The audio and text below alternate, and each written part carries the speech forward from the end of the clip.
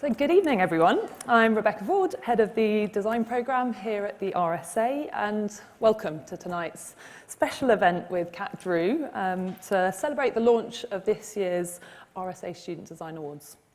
So I'm going to give some brief context on the 10 design challenges in this year's awards before handing over to Kat. But before we begin, could I please ask you to switch your phones to silent?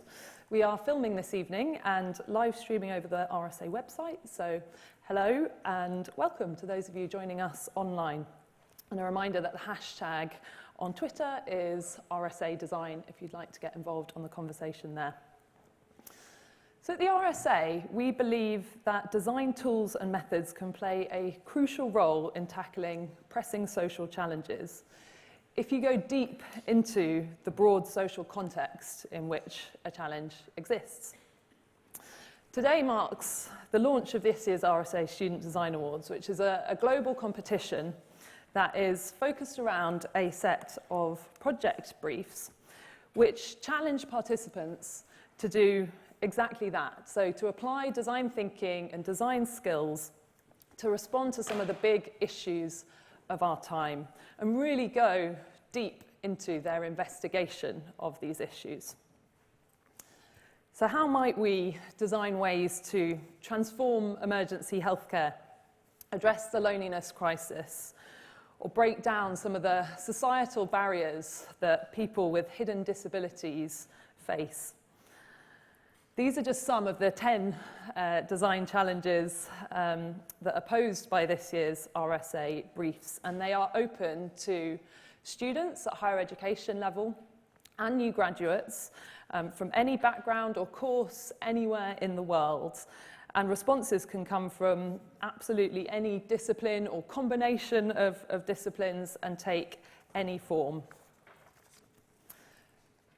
So all of these briefs have been developed in collaboration with a really diverse mix of partners, many of whom are in the room tonight and who have also spent an intense but fascinating afternoon downstairs launching these briefs with educators who will now go away and embed them in their curricula. So I'd like to say an enormous thank you to our partners for your support and expertise. And a huge thanks also to the many tutors who travelled far and wide to be here today and to play such a crucial role in supporting emerging designers as they wrestle with these issues. Oh dear. So this is actually the 95th year of the RSA Student Design Awards. So quite a remarkable feat, and there's a legacy of thousands of people and ideas who have emerged from this competition and gone on to have massive impact in the world in all sorts of different ways. And kind of competition results aside, those of you who already know the programme will know that ultimately it's about really encouraging the next generation of change makers to think differently about design and its potential to transform and benefit society. And these are, really tough design briefs. Each topic comes with its own complex set of challenges, but we hear time and time again that through responding to them, students develop and apply their skills in new ways and often come out the other side with different aspirations about what they might go on to do in the world with their design skills. And of course, they're also bringing fresh thinking and creative solutions to real-world problems in the process. So we eagerly anticipate this year's responses. And with all of that in mind, I think you'll agree that we really couldn't have a more fitting person to come and mark the culmination of today's launch activities. So our guest speaker is Kat Drew, whose work on a day-to-day basis is tackling the kinds of complex social challenges that the RSA and our partners are working on. So Kat is genuinely taking service design beyond design thinking and into systems change, and will share her insights on how to tackle systemic problems through the lens of design. Kat is a director at Uscreates, a service design agency specialising in health and wellbeing, where she leads work for local and national government around citizen-led innovation and place-based change. Before that, she spent 12 years working in strategic posts in government, so most recently in Policy Lab within the Cabinet Office, working across government departments to promote design-based techniques in policy making. Kat is also a critical RSA friend and collaborator and is a very active RSA fellow. So recently she and I have worked together on BBC Radio 4's The Fix, which Kat co-presents with the RSA's chief exec, Matthew Taylor. And she's also been very closely involved in the RSA Student Design Awards. So Kat developed one of our 2016 briefs in her Policy Lab days, and she's led workshops with students and chaired a judging panel last year, judged before that too. So I know many SDA participants and winners who've told me how inspired they've been by their interactions with Kat, and she's also been a great inspiration to me personally. So please join me in a big round of applause for Kat Drew.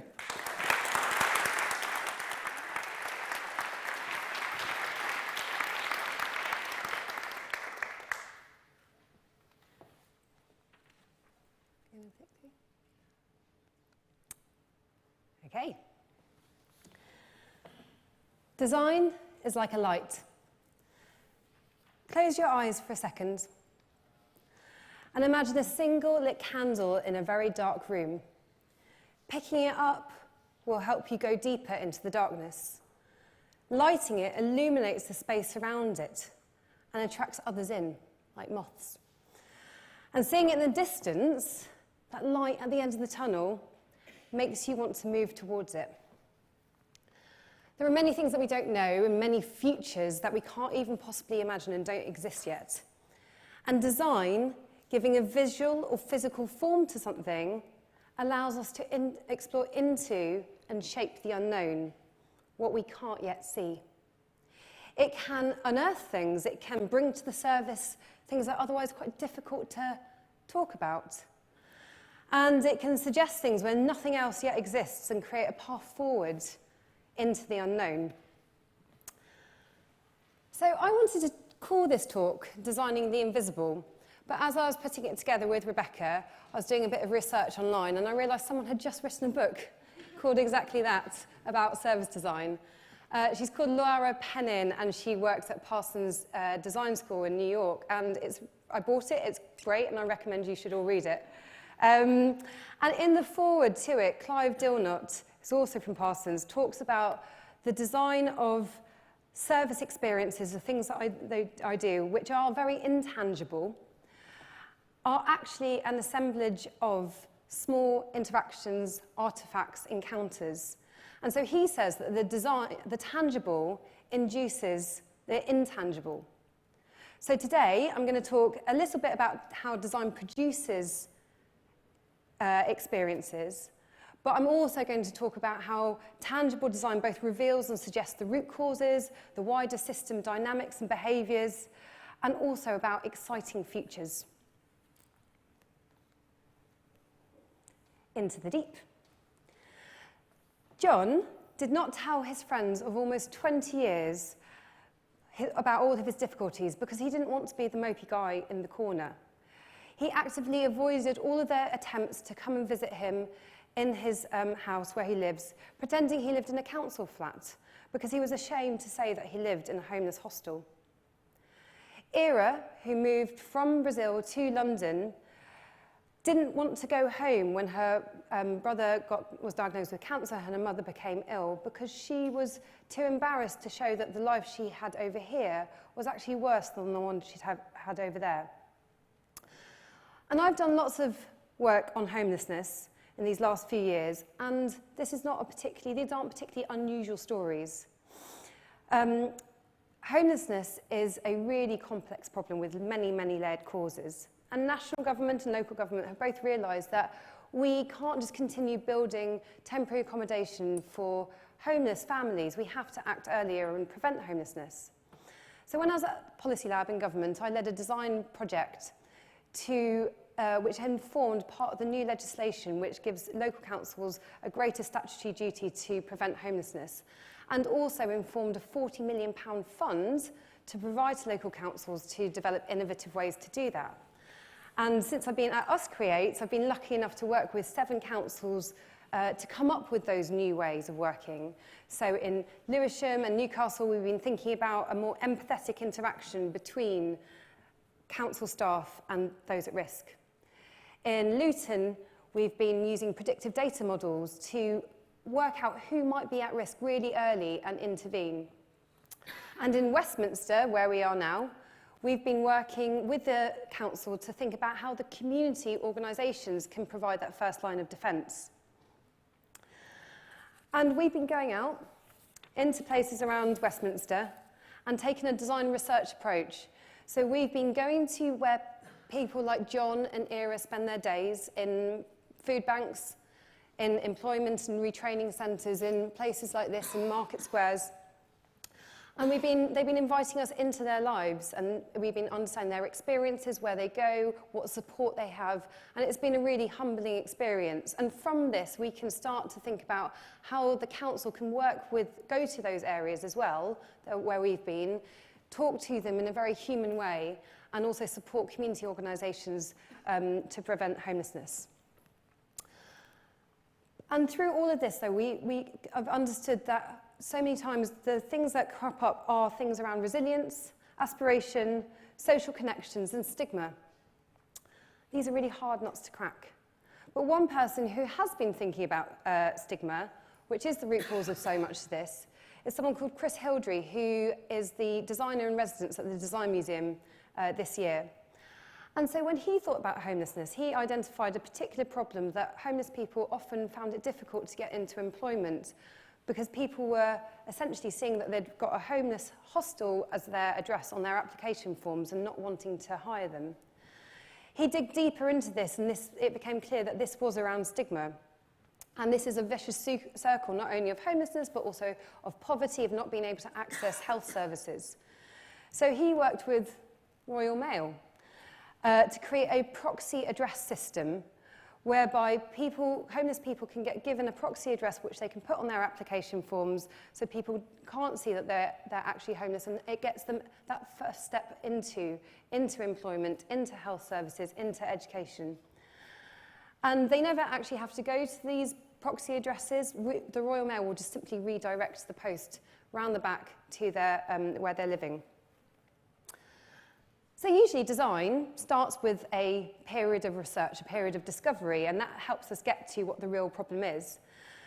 But design is not a linear process, and this year in particular I've really realised that actually putting something out into the world, a formed idea, can also be a great way to really work out where the real crux lies.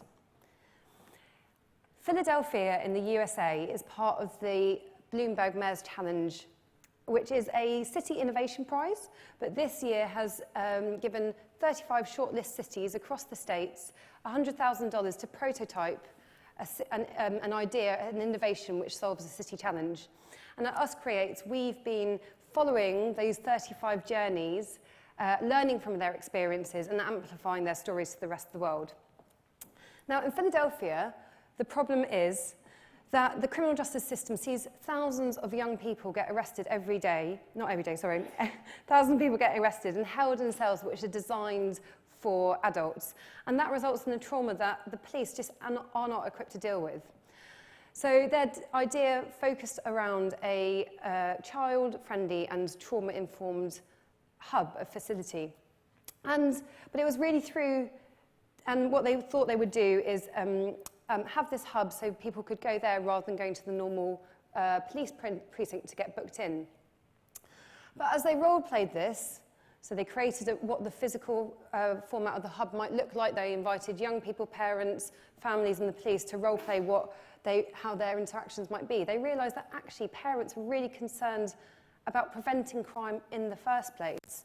They were more concerned not with where a young person goes once they've been arrested, but what happens in the family life to make it so chaotic that can often lead to crime.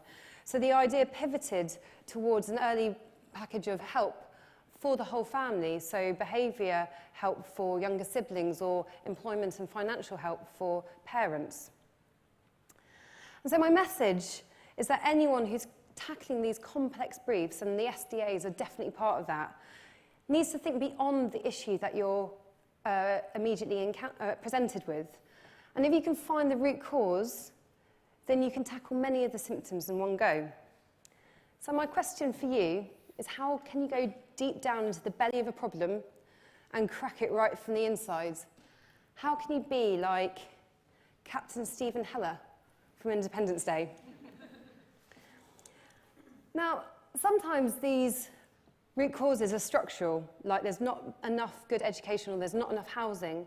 But quite often, like the cases I've just described, these things are more ethereal, like stigma or aspiration. So into the ethereal. In Huntingdon in West Virginia, they have been dealing with the problem of compassion fatigue among first responders to drug addicts. So over there, they face 10 times the national average of drug overdoses. And the team, which is also part of the Bloomberg Mayor's Challenge, have prototyped lots of different solutions. So they've tried sensitive language courses and self-care, like yoga lessons and places to de-stress first responders. But as we've been carrying out all of these different experiments, one thing has kept on surfacing, and that is a sense of a lack of appreciation for the work that they do. So out of all these tests, the thing that bubbled up is that first responders were saying that the city has been pumping so many resources into addiction, into handouts, into addiction services, treatments, but all those resources have gone away from them and what they do. They feel really frustrated, overworked. They often respond to someone who's OD'd, don't see them for 6 months, and the next time they see them, they're dead. And so this insight then around appreciation, again, completely flips their idea. So it is now around a wellness coordinator who can tell them, who can give them feedback on the good work that they have been doing. When someone hasn't come back, it's because they've survived, and say thank you for the work that they're doing. Appreciation, though, is one of those values that we can't immediately surface. If you asked those first responders in a focus group, what do you need? I doubt they'd have immediately said appreciation.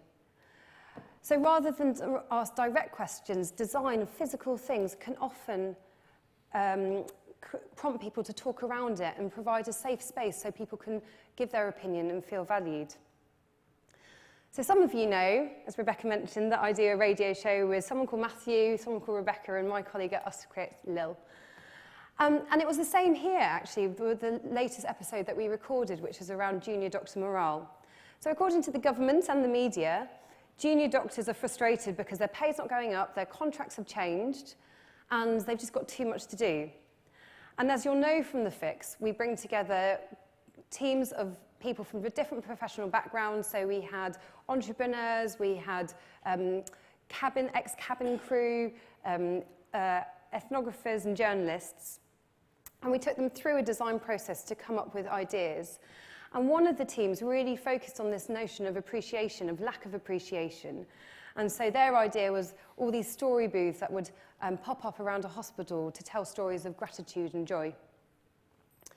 So putting these design things out into the world can help illuminate some of these invisible cultural values, assumptions, and power structures that surround ideas and ultimately determine whether they work or not. So sometimes these aren't actually the root causes of an issue, things like appreciation or stigma, but sometimes they're the wider dynamics that need to shift an idea if it's really going to fly.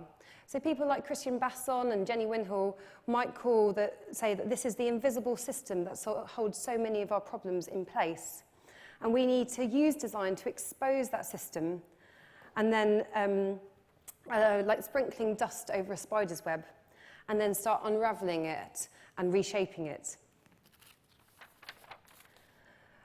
And I'm going to give you 3 examples of that. So frontline behaviours. Our homeless prevention work developed a personal housing and wellbeing plan, and that's at the centre of what we do. And it's a place where the local council and the person at risk can note down the activities they're going to do to prevent homelessness. And when we do it, we really think about well-being and also assets. So it's not just talking about what people can't do, but also what people want to do and can do. But it's not just a piece of paper or a digital form.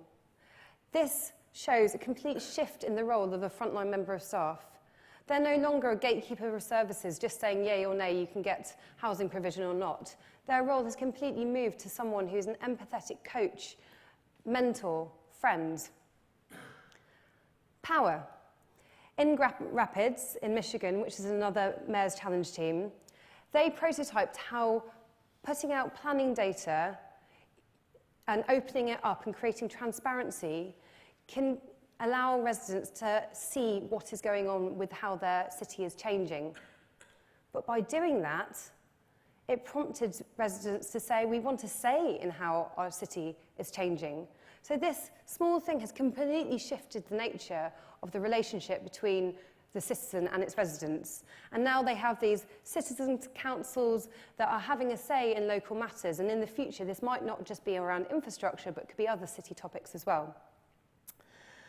Relationships. An innovation can go out into the world, but the world needs to be ready to receive that innovation. The system needs to hold it. And a lot of preparing the system for that is about building relationships. At Uscreates, we worked with the Healthy London Partnership to co-design interventions to tackle childhood obesity in London.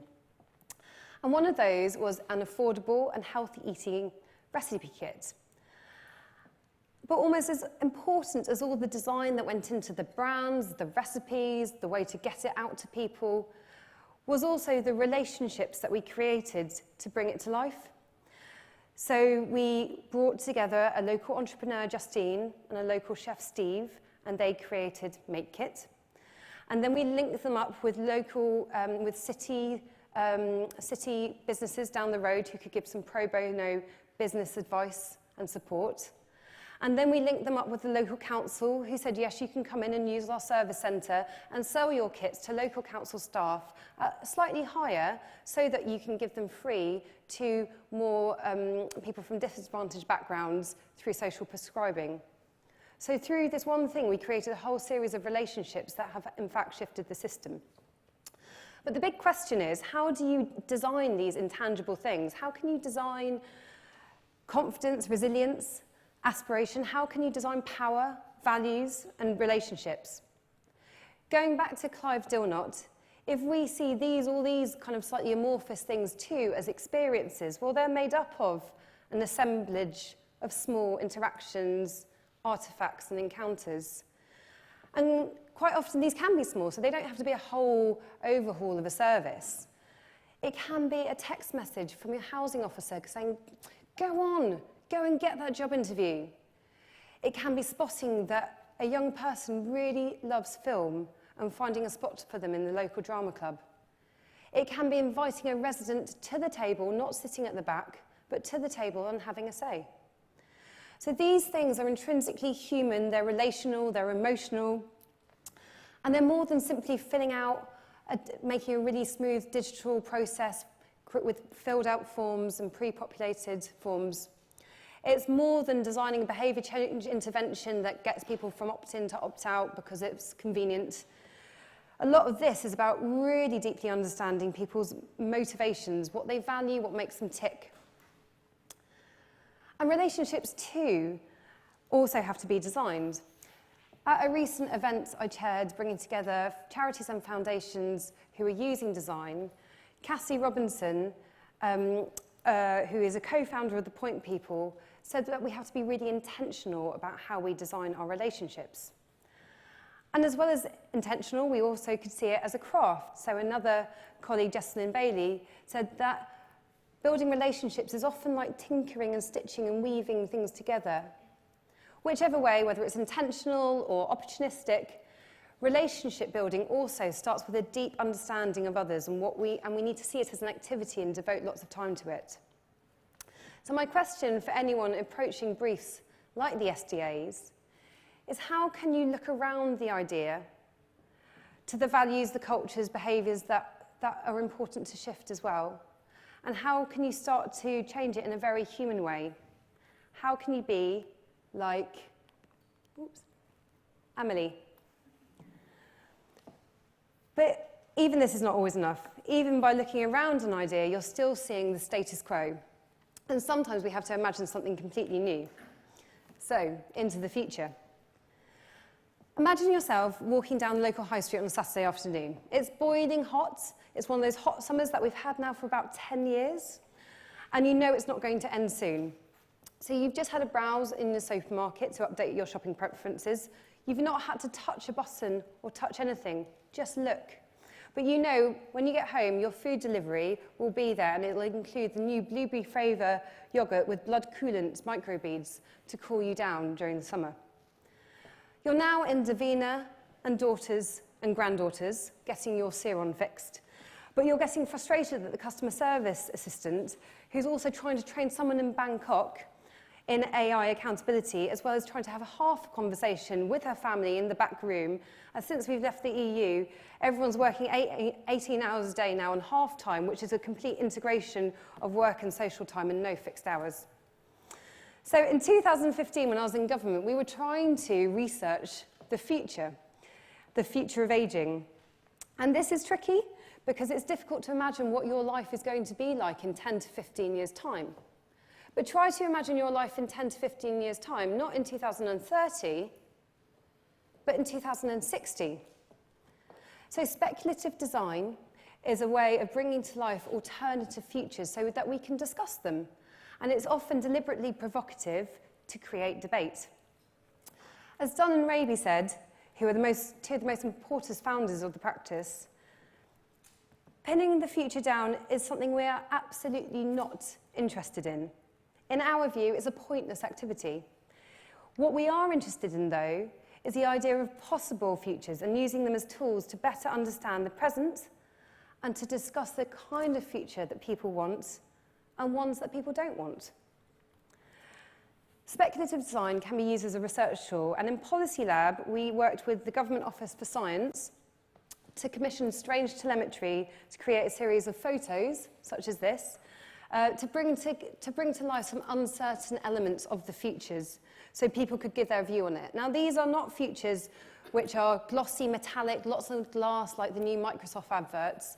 These are futures you can see yourself in, because you need to see yourself in and believe in them enough to give a feedback as if they were real. And as well as a research tool, its more traditional use has been to see and understand what might be possible. Last year, myself, my colleague at Uscreates, Robbie, and I went over to Brussels, and we worked with policymakers, lawyers, ethicists, and tech specialists to create a series of speculative prototypes to show how blockchain could be used by EU policymakers. So to secure delivery routes, to automate machines, to improve health. And we created BloodChain, the blood transfusion drone collection system where you can donate blood from the comfort of your living room. And speculative design is not about fantasy. The technology has to work. There has to be a possible path to potential futures. But technology is really complex, and we can't always understand it. And so this type of design can actually humanize technology. It can make complex solutions really understandable to technologists and to non-technologists, to you and I, so we can engage in these types of futures, understand them, and get excited about them. And by making them discussable, we can also engage in a conversation about the ethics and the experiences of them, not what could be, but what should be. So we called our drone Florence. We made her with a soft felt cover and a smile, and she plays soothing music because we were really trying to think through what you or I might want to experience when we're sat on the sofa with a drone putting a needle in your arm. But we also know it's not so far-fetched. I remember when we were there, we had to stop we had to double-check that our blockchain expert wasn't actually starting to transfer blood between the two German hospitals that he had up on his screen. But there is in Germany already now a service that does text messaging. When you do give blood, it texts you to say how many people's lives you've saved. So my question for anyone approaching briefs which are tackling problems which are stubborn, persistent, has been around for ages, is how can you create something truly transformative and speculative, which even if it isn't the end idea, opens up the space for others to follow. So my question is, how can you be like Samantha, the AI operating system in Her, who goes on her own learning journey in the film and challenges us all to think about our own futures? So 2 points to end on. Working in an agency, you're often commissioned by a client to solve a specific problem. But this type of design allows you to do this as well as creating wider value around the project. So tackling stigma will also prevent homelessness, but also impact on mental health. Creating citizens' councils might well help people have a say in infrastructure, but also have a say in energy production. Showing how blockchain works with health will also show a path for how it can be used with organs, with livestock, with migration. Design creates tangible artifacts that can be used to create insight and inspiration for others. And what all these stories have in common is that we didn't know where they were going to end up when we set out. We didn't know what the solution was, for sure, but in most cases, we didn't often know what the problem was. And that's a really important value in design, is not knowing. It sounds a bit funny, but actually being humble, not knowing all the answers, but inviting people to co-design with you. Being curious, not knowing what the situation is, but wanting to go and find out. And being okay with ambiguity, not knowing where you're going, but trusting in the process of experimentation, of iteration, and improvement will get you there. So as a designer, you're an explorer, you're an adventurer, you're a pioneer. You're going out into the unknown. You're exploring and finding the nub of the problem. You're creating ideas and shining a light on new possibilities. You are Steve, you are Amelie, and you are Samantha. My message to you is to keep being curious and keep learning. Keep digging down to the root cause, keep looking out to what's around you, and keep imagining forward into a positive future. And also, just leave a map or a tangible design crumb so others can follow you. Thank you.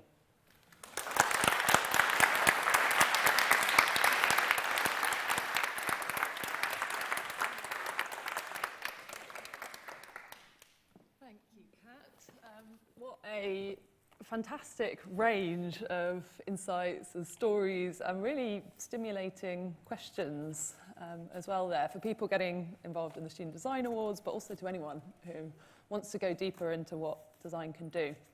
So I'm going to ask you a couple of quick questions and then open up to the audience for theirs. So you kind of wrapped up at the end there by speaking about the mindset and some of the core values that are at the heart of this type of design that really creates wider impact. So you mentioned curiosity and empathy and trust in the process, inviting others in.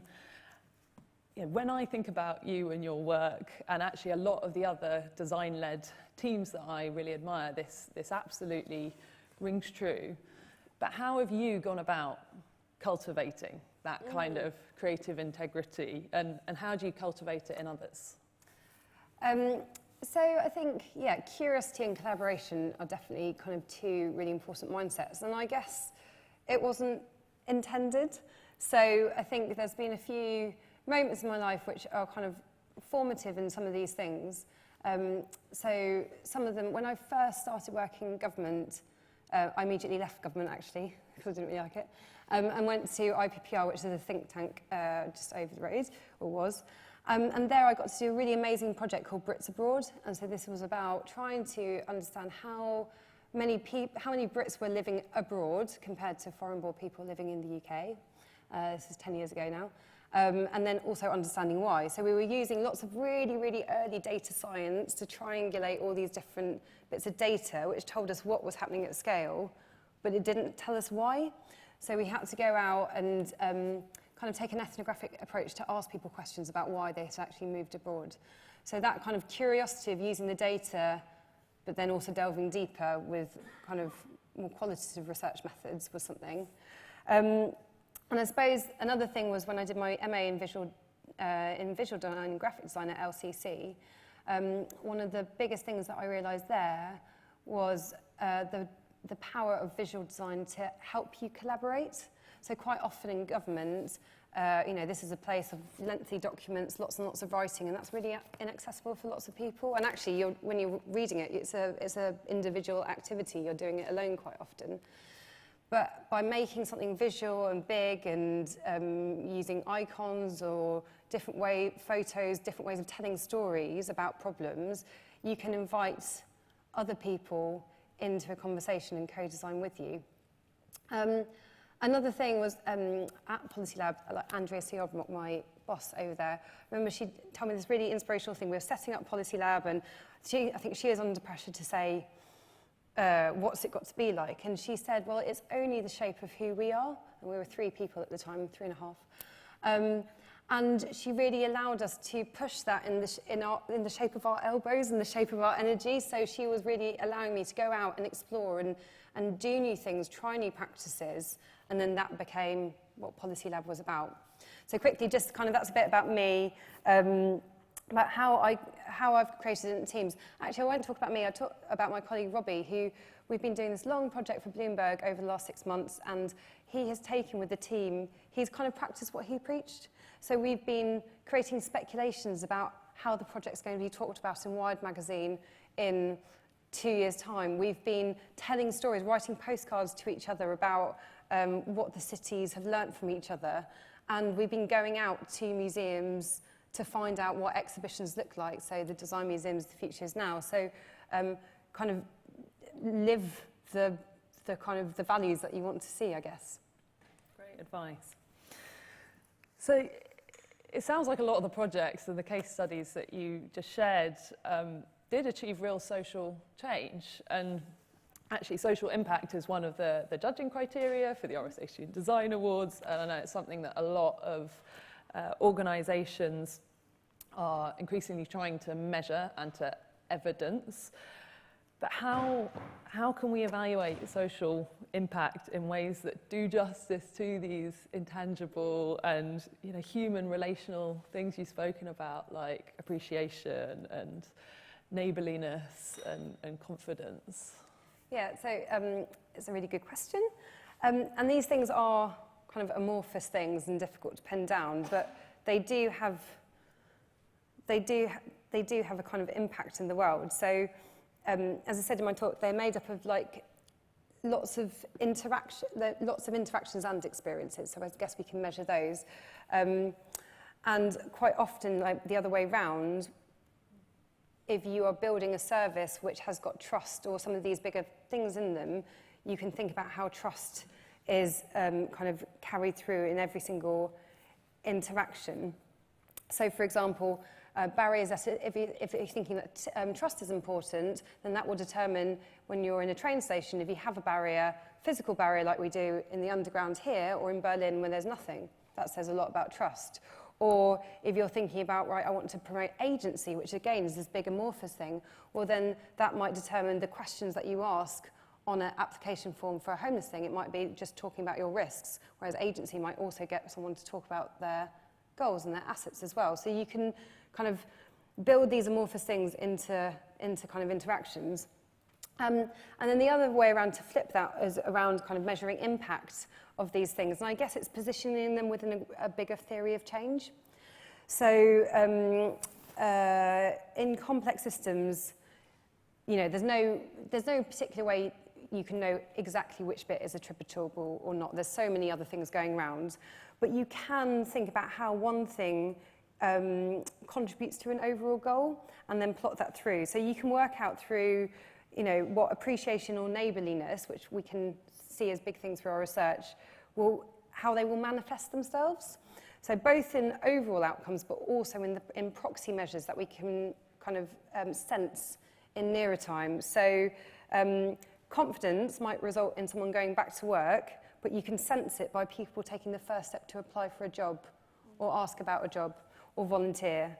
And appreciation might result ultimately in staff retention, which you can measure, but you can also sense it through smaller things like being on time or kind of chatting with their colleagues, things that we can measure. And the last point is, I suppose, why are we measuring impact? So we can measure impact to prove the value right at the end and make the case for change. But in a design process, actually what you're wanting to do is much more sense-making along the way. So you want to identify those smaller proxy measures so that you can see, is something working, is it not this week, rather than waiting for 3 months to see that it's failed, so you can make change. Okay, just briefly before we open up to the audience, the RSA has recently done this piece of work looking at what we call the system immune response. So the system immune response to change being the barriers that people who are trying to bring about change in their environment come up against that can inhibit sustainable adoption of solutions. So that might include power dynamics, organisational culture, and norms, and risk aversion, all sorts of things. Yeah, you've had a pretty interesting and varied career so far. What's been your experience of overcoming some of these sorts of barriers? So, yeah, and design is often quite new for organisations, and it has a lot of jargon attached to it, which people can find intimidating or just not understand, to be quite honest. When I started talking about speculative design in government, I think people just looked at me like I was completely bonkers. But I suppose there's a few things. So I think one of the most important ones is co-designing with frontline staff as like prototyping as delivery. So quite often we see prototyping as the beginning bit. When you're developing an idea, let's develop it and improve it. But actually what really works in implementing change is actually keeping enough kind of flexibility in what it is, not just giving out a target operating model and saying to everyone, right, this is what you've got to do, go do it. Actually, by involving frontline staff in prototyping it, you do a number of things. So you get them to really understand why you're doing it in the first place. If you're starting with the problem, you're giving them agency and buy-in to the change that you're asking them to do. And you're also teaching them the skill and the value of constant iteration, so constantly reflecting and being able to change what they're doing in the future.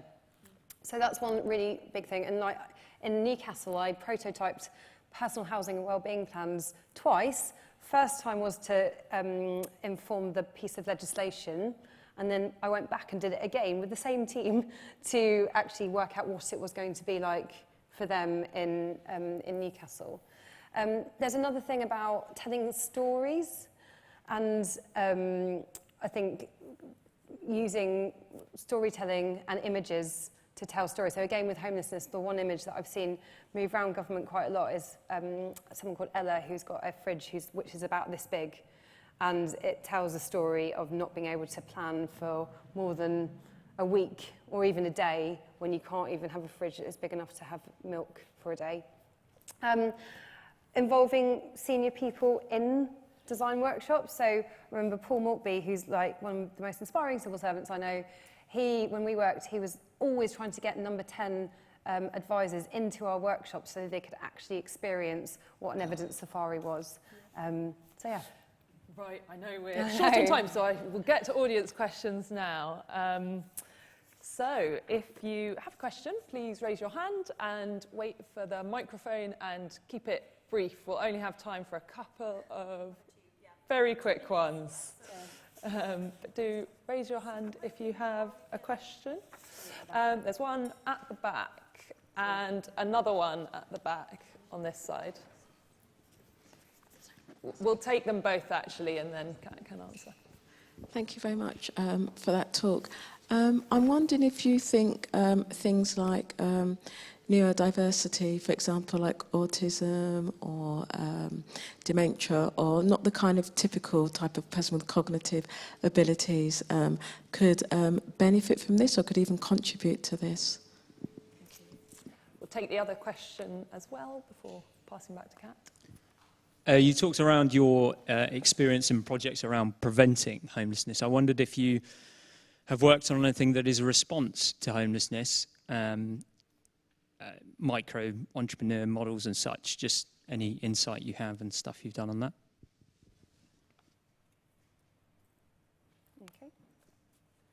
Okay. So two very different questions.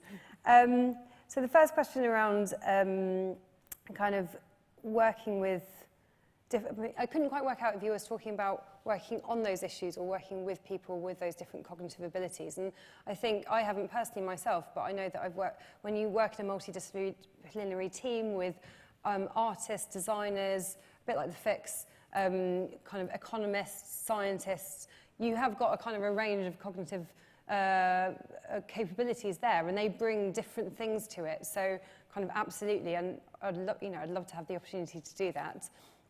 I suppose that I haven't personally worked on anything kind of as a response to homelessness. I don't think. I'm just trying to think. There's like plenty of innovations out there. I mean, in LA, as part of the Bloomberg Mayor's Challenge, they are their idea is around creating alternative dwelling units in people's sheds. In people's gardens, that basically the city will finance them to put them there, and then they can house someone who's homeless. And that is to, I suppose, to prevent the move, to enable the move on from homelessness. But actually what's been interesting is it's been creating, or in some communities, Mexican communities, not white American communities, they can see the value in that, creating kind of a different relationship between the homeless person and that family that can carry on for some time. Right, I'm afraid we are out of time, so we'll have to bring the discussion to a close. However, we're having drinks downstairs in the room below this, the Benjamin Franklin room, so there'll be plenty of time to ask Kat more questions and continue the conversations over a drink. Thank you so much for coming along this evening, and please join me again in thanking this evening's speaker, Kat Drew.